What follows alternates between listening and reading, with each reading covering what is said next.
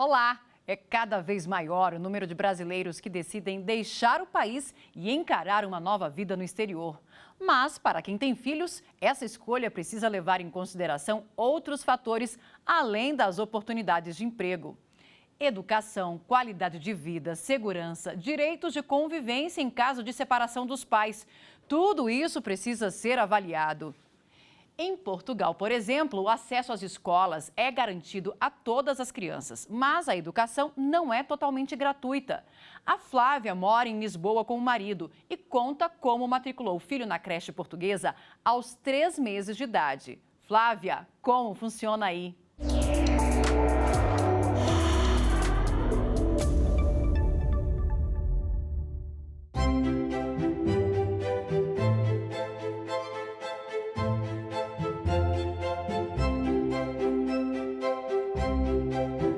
Olá, sou a Flávia Costa, gestora de recursos humanos, de recrutamento digital e vivo em Lisboa desde setembro de 2017. Sou casada e tenho um filho, o Tom, de 11 meses. Diz olá, Tom.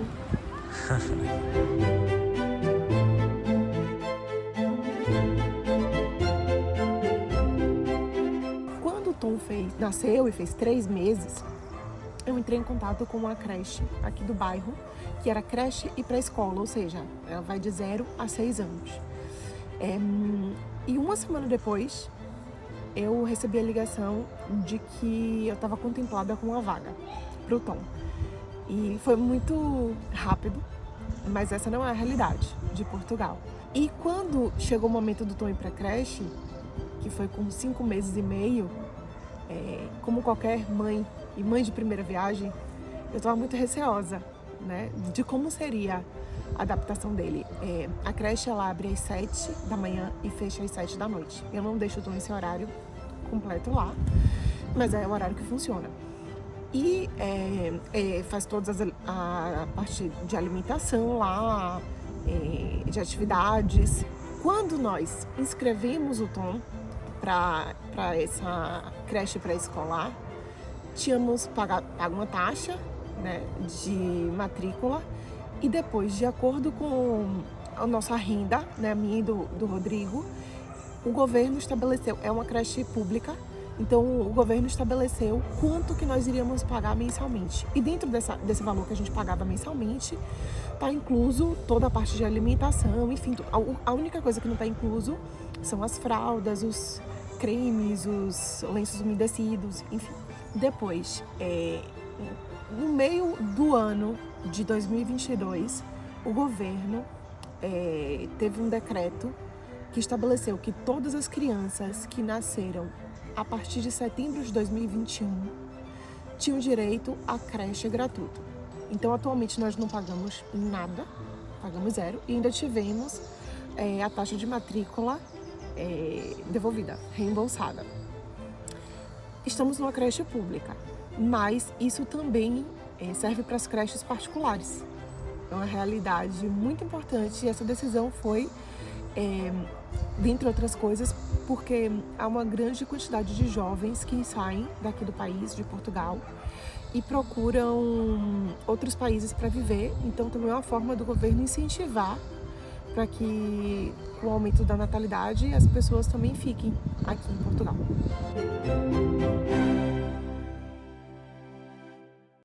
E para falar sobre esse assunto, convidamos a professora e advogada de Direito Internacional, Renata Álvares Gaspar.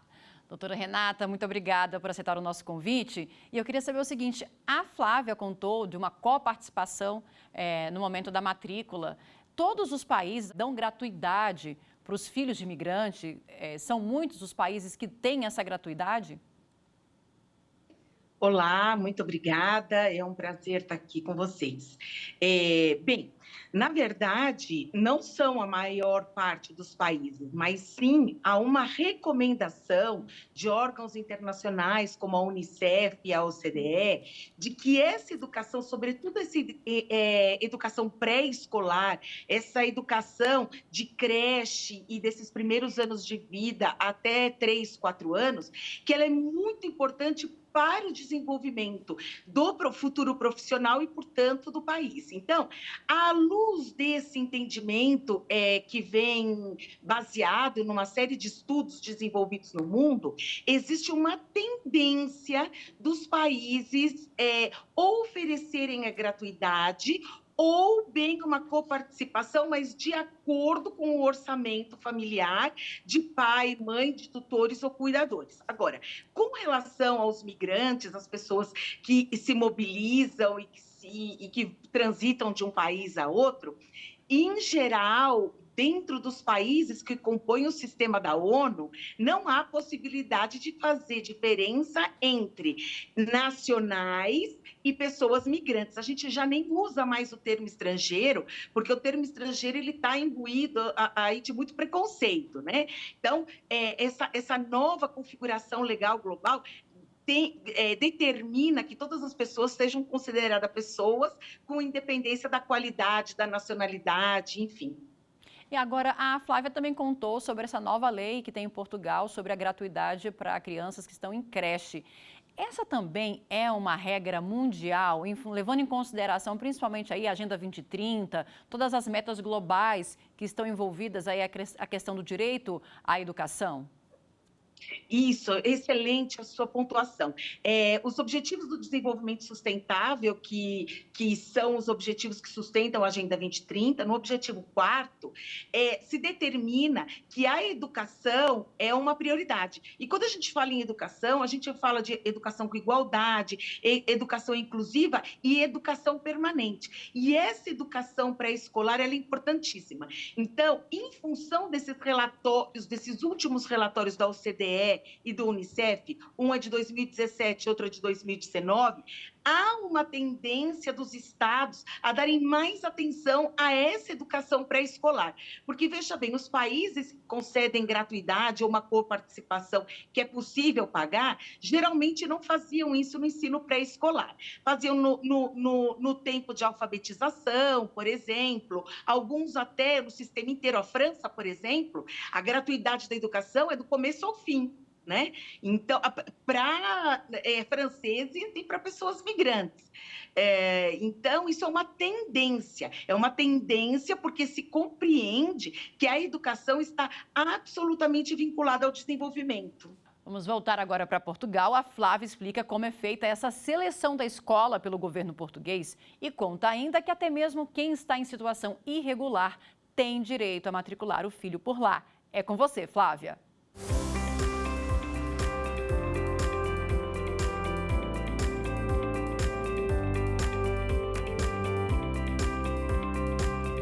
Portugal leva a questão da educação muito a sério. Independente da sua situação, se você está aqui como imigrante legal ou ilegal, se você tiver filho entre 6 e 18 anos, né, essa idade, seus filhos vão ter a possibilidade de estar dentro das escolas. Portugal não abre mão que as crianças fiquem sem estudar. E basta você ter um passaporte válido, preencher uma ficha de matrícula, enfim, facilmente consegue uma escola.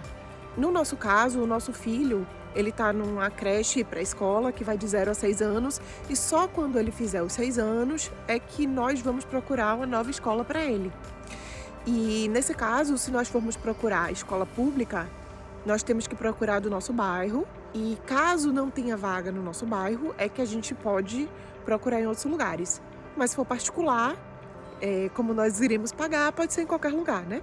Então depende muito das suas escolhas. Doutora Renata, não são todos os países que permitem essa inclusão de alunos em situação irregular, né? Não, na verdade não. E quanto mais é receptor de pessoas migrantes no país, mais talvez administrativamente ele possa inviabilizar esses acessos para tentar frear ou para tentar conter ondas migratórias, né? Mas, à luz da proteção internacional dos direitos humanos, nenhum Estado pode fazer isso, pode inviabilizar ou fazer diferença entre pessoas nacionais e pessoas migrantes, com independência do status em que ela se encontra no país. Por quê? a toda pessoa é garantida a sua dignidade. E essa trama internacional de proteção à criança, à infância e à juventude, ela não permitiria, ela não aceitaria como um ato legal algum país evidentemente ou flagrantemente se comportar dessa forma. Agora, existe algum tratado internacional que aborda essa questão, principalmente sobre a ótica dos refugiados, das crianças refugiadas? Então, a gente tem uma série de tratados de proteção da criança e da juventude, tratados gerais e tratados específicos, inclusive tratados que disciplinam a forma de acolhimento das pessoas migrantes. E ali, a educação e a saúde são questões básicas, né? Entendi. Aqui no Brasil, nós temos uma política de inclusão desses refugiados ou desses imigrantes? O Estado brasileiro ele recebe pessoas nacionais e pessoas migrantes no sistema público e no sistema privado. Só que o que a gente entende é que falta uma política pública para acolhimento das pessoas migrantes, sobretudo aquelas que não têm o mesmo idioma que o nosso. Porque, às vezes, a criança ela tem condições de entender e de compreender e de aprender, mas talvez ela tenha certa dificuldade em se expressar por um período. Que o nosso sistema acolhe e todas as crianças nele, isso sim. Então, apesar de toda a luta por anos de que se há creche, não há creche, o ensino nos primeiros anos, a tendência sempre é de aumento. Inclusive, o relatório da Unicef para o Brasil, ele é muito animador nesse sentido, né? É um direito, então. É um direito. É um direito. Vale frisar, se você me permite 2 segundinhos, que mais de 75% dos países da América Latina, elas fazem esse acolhimento a pessoas migrantes e pessoas nacionais, sobretudo nesse ensino de pré-escola. Vamos fazer agora um breve intervalo e voltamos já.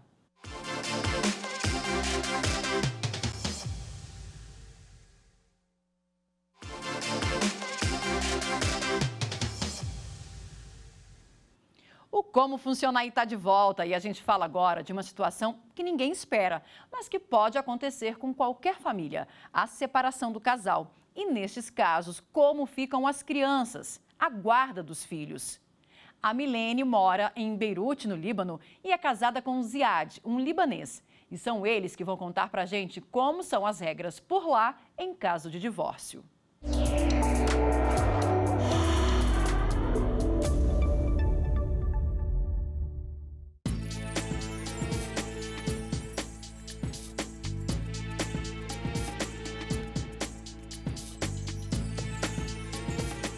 Olá, meu nome é Milene, sou brasileira, casada com um libanês, tenho 3 filhas, Sabrina, 18 anos, Jennifer, 13 anos e Maribela, com 6 anos.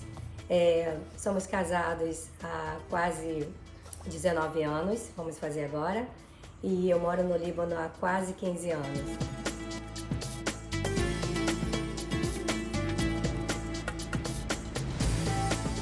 Nós vamos contar agora como funciona o sistema aqui no Líbano em caso de separação. Ziad vai falar.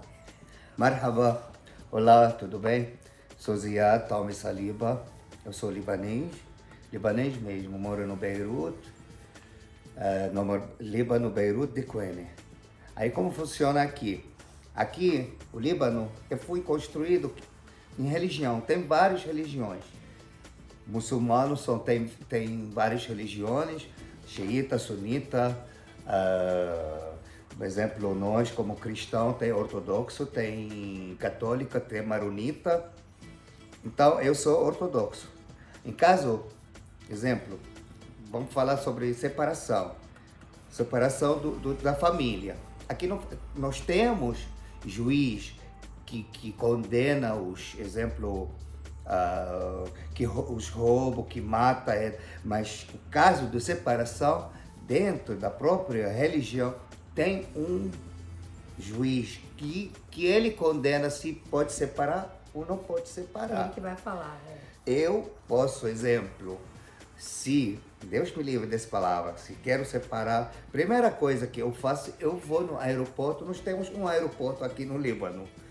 Aí eu vou lá, eu boto o nome dela e dos meus filhos que não pode viajar sem minha autorização. Eu Eu só vou lá falar. Claro, eu vou mostrar meu documento, vão saber. Sobre guardas, a gente entra em acordo dentro de um juiz. Mas se for o caso de uma separação assim litigiosa, no caso com briga mesmo na justiça de querer a guarda, normalmente eles costumam dar para a mãe até os 6 anos, mais ou menos? 6, 7 anos depois. Se eu quero, eles...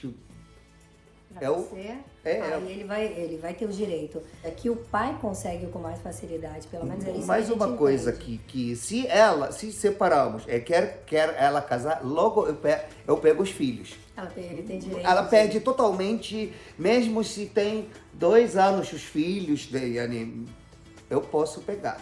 Mas se ele casar, ele não tem problema. Não tem ele problema. pode levar os filhos mesmo assim, entende?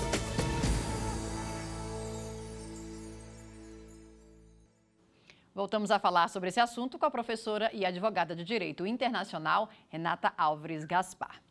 Doutora Renata, a gente viu aí uma regra bem diferente do que a gente está acostumado. Eu queria que a senhora explicasse um pouco como funciona nesses países com as leis islâmicas, né? É importante ficar atento também em casos de divórcio. Exatamente. Eu diria que tem que ficar atento até mesmo antes do divórcio, para pensar mesmo no casamento e no traslado de residência para algum país de origem islâmica, né? O direito muçulmano, ele é de base religiosa, ele repousa no Alcorão, e a mãe disse que a mãe fica com a guarda até 6 anos, não, é até 7 anos. Então, funciona dessa forma. Nos primeiros anos de vida, se há um divórcio, essa criança ela fica com a guarda exclusiva da mãe, porque a mãe tem que amamentar e tem uma compreensão de que é a mãe que tem que educar nesses primeiros anos, até os 7 anos de idade. Depois dos 7 anos de idade, a guarda é exclusiva do pai, porque nesse regime, nesses países, alguns são um pouco mais abertos, outros mais fechados ainda, mas, no geral, nesses regimes, o direito sempre é do homem, né? Tanto que a mulher, ela é considerada como subcidadã. Você observa aqui na fala dele, ele disse assim, se eu vou me separar, eu deixo o nome dela no aeroporto e ela não pode sair. Por quê? Eles querem evitar que ela saia do país numa situação de sequestro internacional, porque aí eles não conseguem aplicar essa lei, por exemplo, nos países ocidentais, porque ela viola direitos humanos, né? E a gente tem um tratado, uma convenção, na verdade, a Convenção de Haia, que trata justamente dessa situação, em caso aí de subtração de menores, subtração internacional de menores, né? Exatamente, só que os países muçulmanos, eles não aderiram a esse sistema de Haia, de proteção das crianças, né? O Brasil, das 2 convenções, ratificou que é aquele de regresso imediato. Quando o sequestro ou essa abdução da criança ocorre ilicitamente até 1 ano, você pode colocar em marcha os procedimentos dessa convenção para que a criança seja retornada no lugar da residência habitual e lá sejam decididas as questões de guarda, proteção do menor, enfim. Só que os países muçulmanos, eles não aderiram a essa convenção, se eu não me engano, nem os mais abertos, e, portanto, eles não estão obrigados a esse sistema. Então, eles aplicam o direito deles de base religiosa, em que o homem tem muito mais direitos do que a mulher. Agora, a Convenção de Haia também, ela disciplina essa questão, no caso da separação e da discussão em relação à guarda, vai valer a lei não do nacional, vamos dizer assim, da onde a origem da criança, mas da onde ela reside, não é isso? Da residência, ela escolhe, a gente chama de elemento de conexão, a residência habitual da criança. E essa escolha da Convenção de Haia é uma escolha porque ela preza pelo princípio de superior interesse da criança. E se entende que o superior interesse da criança é a estabilidade no tempo e no espaço. Então, ela não pode ser retirada de forma abrupta, sem alguma razão plausível que justifique, como uma violência, por exemplo, né, do lugar em que ela habitualmente está construindo sua vida, está inserido no sistema escolar, tem os seus amigos, enfim. Vamos voltar agora para o Líbano. A Milene e o Ziad explicam outras regras culturais e tradições do país que influenciam diretamente no direito das crianças.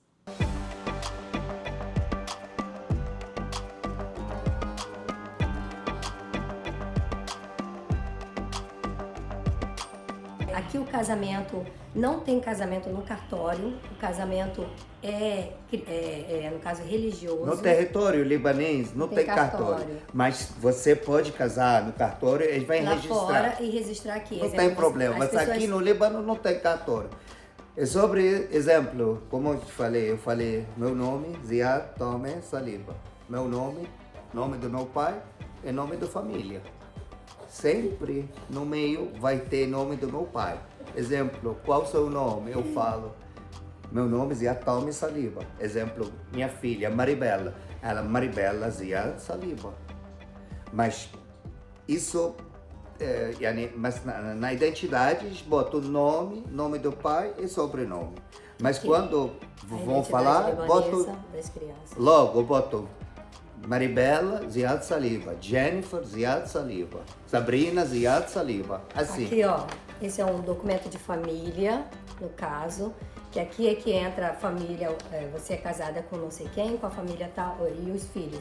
Aí toda vez que você tem um filho, você vai lá, faz outro papel como esse e aumenta o número de filhos e vai preenchendo isso daqui. Doutora Renata, quais as implicações tem para o direito da criança a ausência do sobrenome da mãe? Então, veja que essas questões de proteção dos direitos humanos, elas são muito complexas, né, da gente tratar. Na verdade, no direito de base religiosa, o direito da criança é muito bem cuidado. É muito bem cuidado. Então, eles têm direito a uma alimentação específica. Se a mãe não... a mãe tem o dever de alimentar até 2 anos no peito. Ela só pode não alimentar se ela não tiver leite. E aí, se ela tiver que fazer introdução alimentar, tem que ser uma alimentação específica que o governo determina que é saudável para a criança.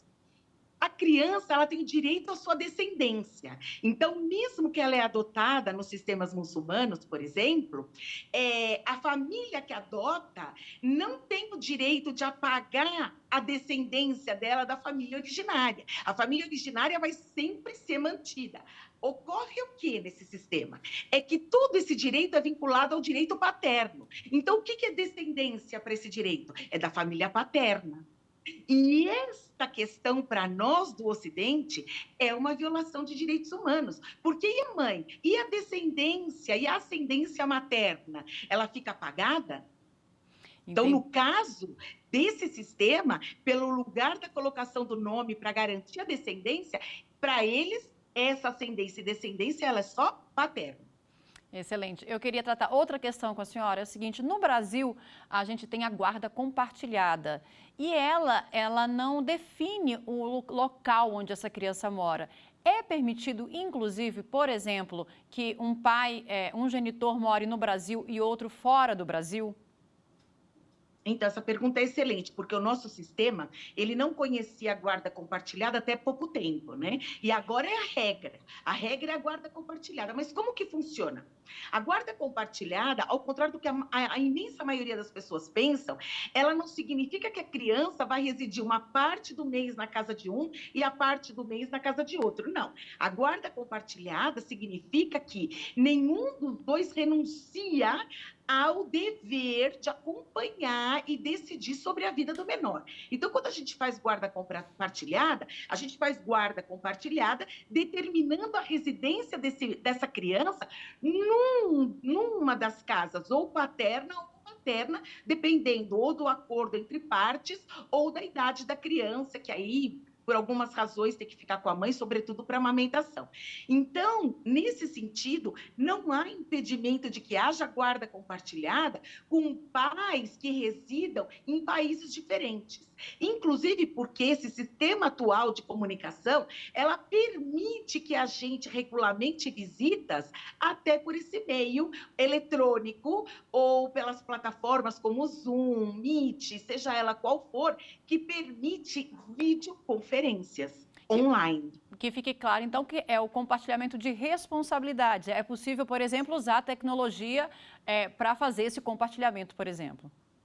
Exatamente. Então, nenhum dos pais perde o poder na guarda compartilhada de decidir sobre a educação, a saúde e o desenvolvimento do seu filho. Porque antigamente, se você lembra, se determinava a guarda só para um e esse que detinha a guarda decidia qual o lugar da residência, que tipo de educação, que tipo de saúde ia adotar com a criança. Agora, não. Os dois em conjunto, tem que chegar sempre num acordo em benefício do interesse da criança e do adolescente. Doutora Renata, muito obrigada pela entrevista e a gente fica por aqui preparando a nossa próxima viagem. Você confere como funciona aí no site da TV Justiça, no nosso canal no YouTube e também no Instagram. Até a próxima!